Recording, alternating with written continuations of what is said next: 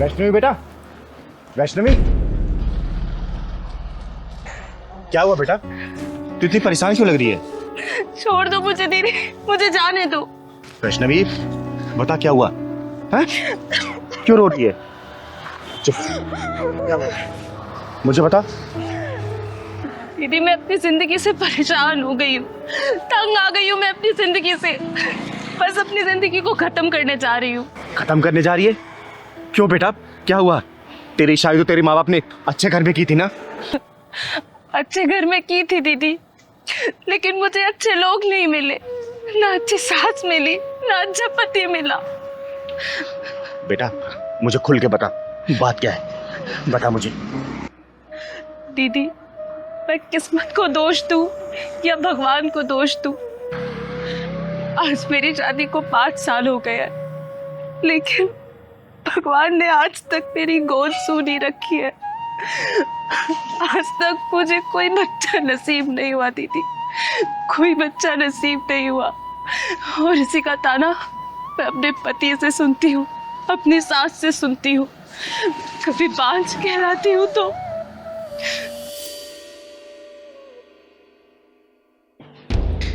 है कलमुही, अरे सारे मेहमान बाहर बैठे हुए हैं और तेरे से अभी तक चाय नहीं बनी। अरे एक बच्चा तो नहीं दे सकती है, कम से कम मेहमानों के लिए ढंग से चाय तो बना ले, हैं? हमारे घर की इज्जत बनी रहेगी। जी माँ जी, लाती हूँ अभी। जी माँ जी, चुपचाप से लेकर आ जा बाहर।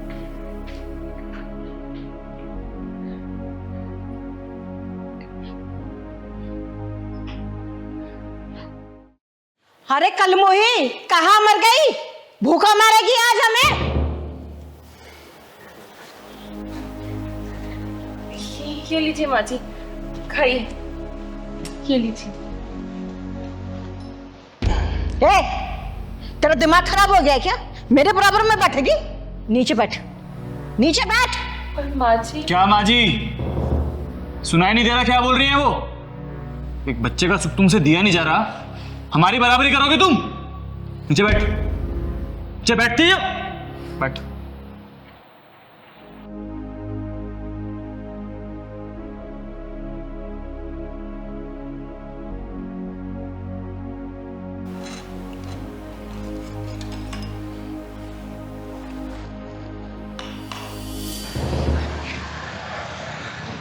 बेटा तू मेरे साथ चल, आज तेरे पति और तेरी सास के पिछवाड़े में ऐसा ढक्कन लगाऊंगी ना कि जिंदगी भर वो ताना देना भूल जाएंगे। और तू चिंता मत कर बेटा, भगवान ये तेरी गोद ना जरूर हरी भरी करेगा, जरूर। तो चल मेरे साथ, चल तो। अच्छा हुआ चली गई अपना काला मुंह लेकर। जब से इस घर में आई है ना, सारा सुकून ही चला गया है। तू चिंता मत कर, तेरे लिए ना इससे भी सुंदर बहू लेकर आऊंगी मैं। कम से कम मुझे दादी बनाएगी और तुझे बाप बनाएगी, बांझ कहीं की। और मर जा कहीं जाके तो अच्छा है। सही कह रही हो माँ, बोझ ही बनी हुई थी इस घर पे वो। अरे एक बच्चे का सुख तो दे नहीं पा रही थी मुझे, अब तो मर जाए अच्छा है वो। तो फिर आ गई अपना काला मुंह लेकर, मरी नहीं कहीं जाकर। और ये किसको अपना हिमायती बना के लाई है? चिंगारी, चिंगारी नाम है मेरा। और तेरे जैसे बेअकल औरतों का अकल ठिकाना लगाने का काम करती हूँ मैं, डायन कहेगी। अरे डायन भी 10 घर छोड़ के बाहर करती है, और तू अपने घर को नाश करने चली है। ओए तमीज से बात कर। तू जानती नहीं है, एक फोन करूंगा ना जेल की सलाखों के पीछे दिखाई देगी अभी। अबे तो पुलिस बुला ले या फोर्स बुला ले, चिंगारी का कोई बाल भी बाका नहीं कर सकता, समझा? अरे हमने किया क्या है और हमारे घर में कैसे घुसी चली आई? किया क्या है? अरे अब भी कुछ बच गया है क्या करने के लिए? ये बताइए कि आप लोगों ने क्या नहीं किया है। माँ जी, आपको मैंने कितना प्यार किया था, कितना सम्मान दिया, कोई कसर नहीं छोड़ी आपकी सेवा में। और आपने क्या किया मेरे साथ? मुझे बांझ का नाम दे दिया। और आपकी तो कितनी सेवा करती थी ना मैं रात दिन। आपको पति नहीं भगवान माना था मैंने, और आपने मुझे अकेले मरते में छोड़ दिया। एक बार भी नहीं सोचा कि मेरा क्या होगा। और एक बात बताइए, डॉक्टर को जब हमने चेकअप करवाया था तो डॉक्टर ने क्या बोला था कि कमी सिर्फ मुझ में नहीं है, कमी हम दोनों में है। तो फिर बात का नाम मुझे ही क्यों मिले? सब कुछ मुझे ही क्यों सहना पड़े? तो बुढ़िया, भगवान ने तेरी झोली में इस औलाद का सुख दिया है ना, तो इसलिए नहीं दिया कि किसी औरत को तू बांझ बोले अगर भगवान से औलाद नहीं दे रहा तो याद रखना, भगवान के घर में देर है लेकिन अंधेर नहीं है। कल को ये औलाद का सुख भी छीन सकता है, समझे? और सुन, ये चिंगारी तुझे श्राप देके जाती है, श्राप। बहुत जल्दी तू इस औलाद से वंचित हो जाएगी, वंचित। चिंगारी जी, नहीं, ऐसा अनर्थ मत कीजिए, मेरे बच्चे को इतना बड़ा श्राप मत दीजिए। मैंने इसके साथ जो कुछ किया ना, मैं उस सब चीजों के लिए सब माफी मांगने के लिए तैयार हूँ, पर आप ऐसा श्राप मत दीजिए, मत दीजिए। हाँ चिंगारी जी, मुझे भी माफ कर दीजिए, गलती हम दोनों की है। बच्चे के मुंह में आके इसके प्यार को कभी समझ ही नहीं पाए, और ये बात मैं बहुत अच्छे से जानता था कि कमी हम दोनों में है, लेकिन अपनी मर्दानगी दिखाने के चक्कर में सारा ब्लेम मैंने इस पर डाला। लेकिन मैं आपसे वादा करता हूँ, आज के बाद कभी इसके साथ कुछ गलत नहीं होने दूंगा। मैं हमेशा इसको प्यार करूंगा, हमेशा इसकी कदर करूंगा, चाहे मैं औलाद का सुख प्राप्त हो या ना हो। मैं माफ कर दीजिए। अरे नहीं माँ जी, आप लोग ऐसे हाथ जोड़ के मुझसे माफी मत मांगिए, मुझे बिल्कुल अच्छा नहीं लगेगा। और आप लोगों को अपनी गलती का एहसास हो गया, मेरे लिए तो बस वही बहुत बड़ी बात है। मेरा टूटा हुआ घर मुझे वापस मिल गया। सुन लिया, ये होती है नारी, और ऐसी होती है हमारी भारतीय नारी, समझे? और वैष्णवी बेटा, मैं तुझे आशीर्वाद देके जा रही हूं, देखना 9 महीने बाद ना तेरे घर में किलकारी गूंजेगी, किलकारी, और बधाई लेने ये चिंगारी आएगी। और माँ जी, बहू का कैसे ध्यान रखना है ना, शायद मुझे लगता नहीं कि अब दोबारा बताने की जरूरत है। तो तू बहुत बहुत शुक्रिया चिंगारी दीदी, आपने मेरा टूटा हुआ घर बचा लिया। हमेशा खुश रहे बेटा, खुश रहे। चल बेटा।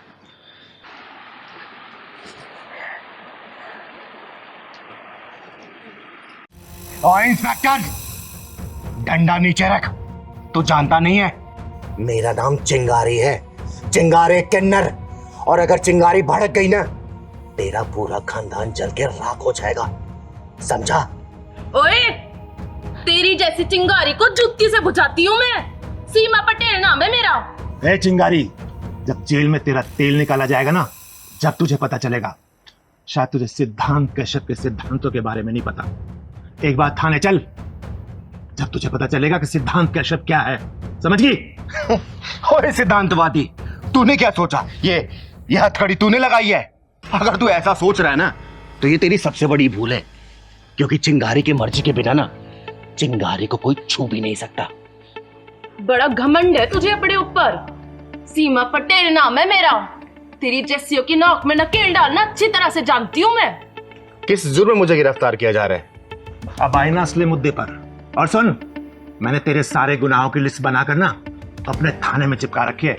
एक बार थाने चल, मैं तुझे एक एक कर कर तेरे सारे गुनाह गिनवाऊंगा। अगर मैंने चुपचाप ये हथकड़ी लगवा ली ना, इसका मतलब ये नहीं कि मैं चुपचाप थाने चली जाऊंगी। पहले ये बता, किस जुर्म में गिरफ्तार किया है मुझे? पूरी 25 एफआईआर दर्ज है तेरे खिलाफ।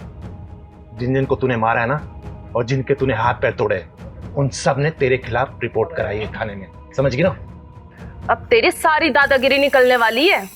सीधी तरह चल रही है या फिर पुलिसी हथकंडा अपनाऊं मैं? अगर पुलिसी हथकंडे पे आ गई ना, तो तू अपने पैरों पे खड़ी नहीं हो पाएगी। तू क्या सोच रहा है इंस्पेक्टर? तू चिंगारी को थाने ले जा पाएगा? चिंगारी को चाहने वाले हजारों लाखों में हैं। रास्ता जाम हो जाएगा, फोर्स बुलानी पड़ेगी रास्ता खुलवाने के लिए। सिद्धांत सर, यो चिंगारी तो नेताओं की भाषा में बात कर रही है हमसे। इसकी सारी नेतागिरी निकाल दूंगा। एक बार थाने तो चलने दे इसे, वहीं तेल निकालूंगा तेरा। चल। और इंस्पेक्टर, मेरी बात सुन ले, उसके बाद तू जहां बोलेगा ना, वहां ये चिंगारी जाएगी। और मैंने उन हरामियों के हाथ पांव क्यों तोड़े हैं ना, अगर तेरी बहन, बेटी या फिर बीबी को कोई हरामजादा छेड़े या फिर उसके साथ मनमानी करे, तो तू क्या करेगा? बोल, क्या करेगा? उसके हाथ पांव तोड़ेगा या फिर पूजा की थाली लेके आरती उतारेगा उसकी, कि भाई तूने बहुत अच्छा काम किया है इसलिए मैं तेरी आरती उतार रहा हूं? बोल, मारेगा या फिर आरती उतारेगा? कानून किस लिए बना है? कानून से सजा दिलवाऊंगा उसको। वाह वाह इंस्पेक्टर, कानून और कानून के रखवाले। जहां पे वारदात होती है ना, वहां ना तो कानून होता है और ना ही कोई कानून का डर और ना ही कोई कानून का रखवाला। वहां पे होती है डरी हुई, सहमी हुई, घबराई हुई लड़की और हवस से भरे सुअर हराम के पिल्ले। उन लोगों को सजा दिलाने के बजाय मैं उन लोगों को यह बोलती कि भैया रुक जाओ, मैं पुलिस स्टेशन जाके पुलिस बुला के लाती हूँ, तब तक मेरा इंतजार करो। नहीं, चिंगारी नाम है मेरा, चिंगारे किन्नर। वही चीर फाड़ के फैसला कर देती हूँ, इंतजार नहीं करती मैं किसी का, समझे? शायद तुझे कानून की ताकत का अंदाजा नहीं है चिंगारी।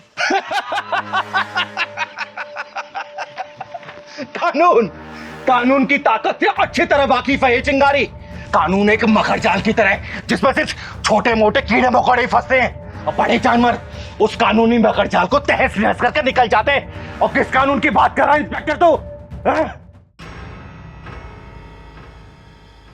इंस्पेक्टर, बलात्कार की शिकार लड़की जब मर जाती है ना, तो पोस्टमार्टम में उसका शरीर को चीर फाड़ दिया जाता है और वहीं पर अगर उसको कर्मी को थोड़ी सी भी खरोच आ जाए ना, तो उसे पूरा इलाज दिया जाता है, उसका पूरा ख्याल रखा जाता है और फिर शुरू होता है ये कानूनी नाटक जो कि 10-15 साल लगा ही देता है।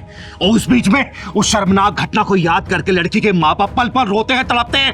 इंस्पेक्टर सिद्धांत कश्यप जिस कानून की बात कर रहा है ना, अगर वो कानून सही तरीके से जांच करवाए तो आधे से ज्यादा बेकसूर जेल में बंद मिलेंगे और कसूरवार बाहर घूम रहे होंगे। इसलिए चिंगारी ने अपनी अदालत बना रखी है, अपना कानून बना रखा है और चिंगारी की अदालत में तारीख नहीं सजा मिलती है, वो भी सजा ऑन द स्पॉट। चिंगारी मरने से नहीं डरती और ना ही मारने से डरती है। चिंगारी सिर्फ डरती है तो हारने से डरती है, समझा? सीमा, मुझे लगता है कि हम किसी गलत घर में आ गए। ये चिंगारी का घर नहीं है, चलो यहां से। सही कह रहे हैं सर आप। मैंने भी किसी से सुना था कि चिंगारी इंदौर चली गई है अपनी गुरु माँ के पास। तुमने एकदम सही सुना, चिंगारी इंदौर में ही है। चलो।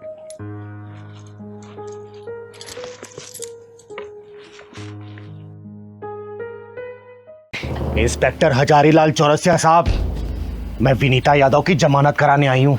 चिंगारी, पहले तो अपने दिमाग में अच्छी तरह ये बात डाल ले कि ये तेरा घर नहीं, मेरा पुलिस स्टेशन है और यहाँ तेज आवाज में बात करने का मतलब मैं तुझे भी हवालात में डाल सकता हूँ। और हाँ, तेरी जानकारी के लिए बता दूँ, ये इंस्पेक्टर हजारीलाल चौरसिया थोड़ा दिमाग से हिला हुआ है। अगर विनीता यादव को हवालात से बाहर नहीं किया गया ना, तो जो थोड़ा सा हिला हुआ है ना, पूरा हिला के रख दूंगी मैं। अरे विनीता ने ऐसा कौन सा जुर्म किया है जो तूने उसको हवालात में बंद कर रखा है?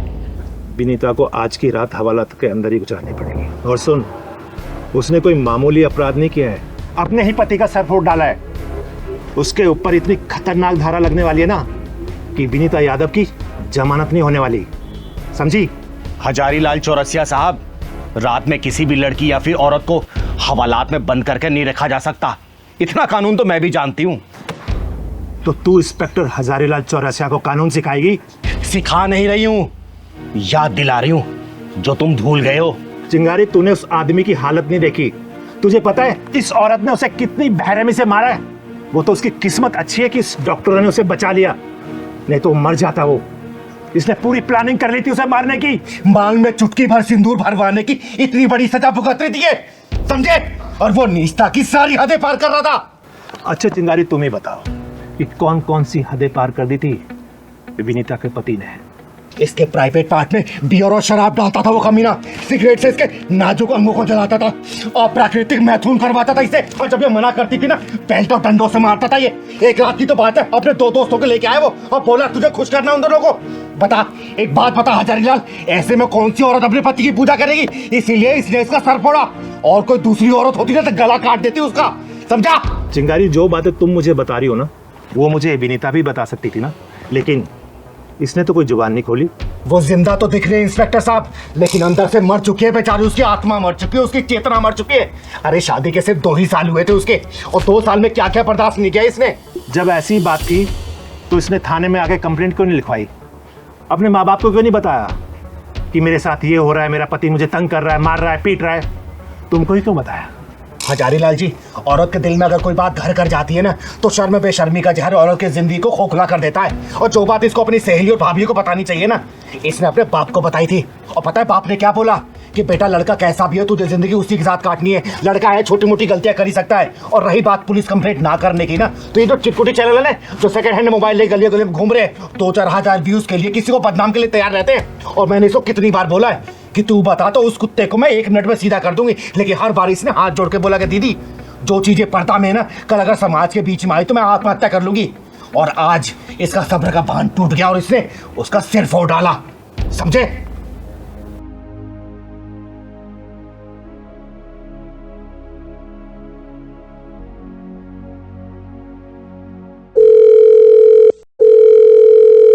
वकील साहब, हम बोल रहे हैं इंस्पेक्टर चौरसिया। अरे चौरसिया साहब, आपने अपने परम शत्रु वकील को कैसे याद कर लिया आज? वकील और इंस्पेक्टर में तो कुत्ते और बिल्लियों जैसा वैर होता है। बताइए कैसे याद किया आपने? वकील साहब, मेरी नज़र में आपसे ज़्यादा ईमानदार कोई वकील नहीं है, इसलिए मैंने आपको याद किया। इस जर्रा नवाजी के लिए शुक्रिया हजारी लाल जी। वकील साहब, मैं आपको एक केस दे रहा हूँ, क्योंकि मैं जानता हूँ कि आप कोई भी केस नहीं हारते। फिलहाल तो आप टाइम निकाल कर थाने आ जाइए, क्योंकि एक महिला का केस है, उसको जमानत दिलवानी है। जी ठीक है, आप आ जाओ। थैंक यू इंस्पेक्टर साहब। दीदी कहाँ चल रहे हैं? यार उस बच्ची को हॉस्पिटल देखने जा रहे हैं ना। अच्छा ठीक है। सारा सामान रख दिया ना?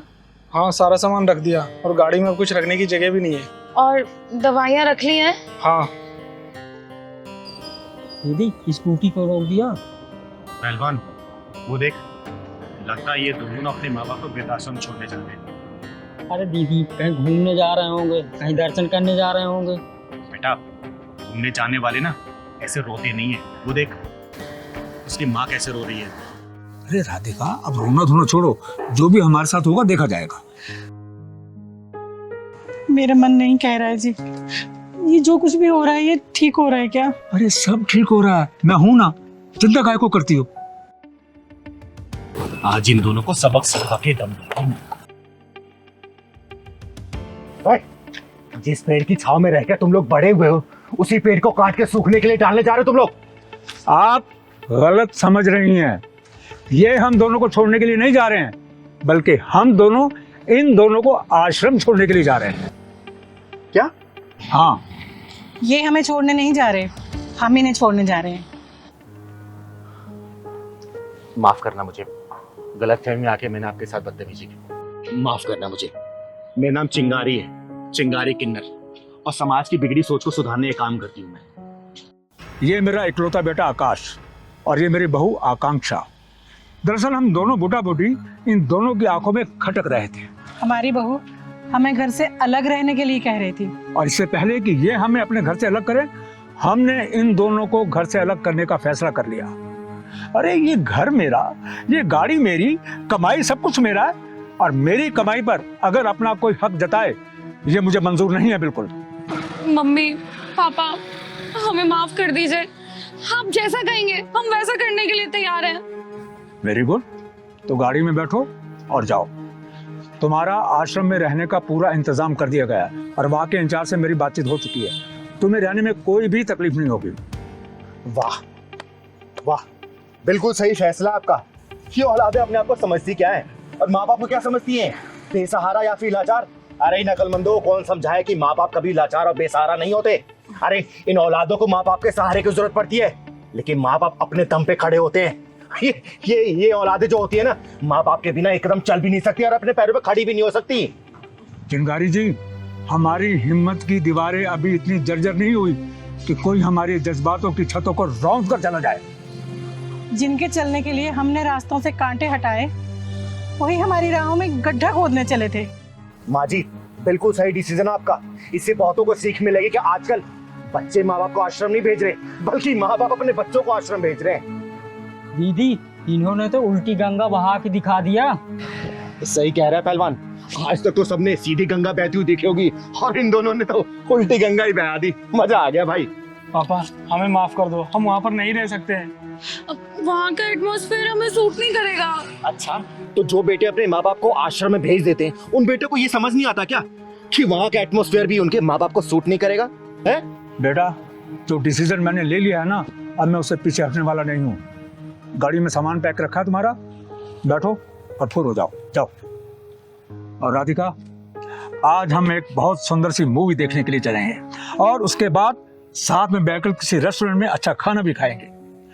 अभी तक हम अपने बच्चों के लिए जीते रहे हैं और अब हम अपने लिए जिएंगे, पैसा अपने ऊपर खर्च करेंगे राधिका। हाँ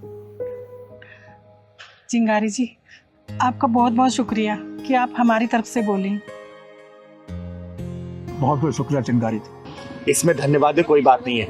आप लोगों ने जो पहल की है ना, देखना समाज बहुत हद तक सुधरेगा। और हाँ, आज तक तो माँ बाप को वृद्धाश्रम जाते हुए देखा होगा ना, इस बार जरा तुम लोग एक्सपीरियंस करके आओ, समझे? चल पहलवान।